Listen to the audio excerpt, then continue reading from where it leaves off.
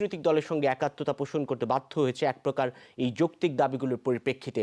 এবং ছাত্র জনতা শিল্পী কোন শ্রেণী পেশার মানুষ আসলে অবশিষ্ট আছে এই আন্দোলনে বা এই দাবির সঙ্গে একাত্মতা পোষণ করতে, সেটি এখন এক ধরনের প্রশ্নের জন্ম দিয়েছে বা এক ধরনের জিজ্ঞাসার তৈরি করেছে যে আসলে কারা এই স্রোতে নেই, কারা এই দাবির সঙ্গে একাত্ম নয়, কারা আসলে মানতে চাইছেন এই দাবি। সেই প্রশ্নটি উত্তর আসলে খোঁজা মুশকিল। কেননা ঢাকার রাস্তায় যে ঢল আজ ঢাকাবাসী নয়, শুধু হয়তোবা দেশবাসী ছাড়িয়ে গোটা বিশ্ববাসী হয়তোবা দেখবে এমন অংশগ্রহণ, এমন স্বতঃস্ফূর্ততা, দেশপ্রেম, মুক্তিযুদ্ধের চেতনা, সবার আগে দেশ, সেই বিষয়টিকে ধারণ করেই এই মানুষগুলো পথে নেমেছে।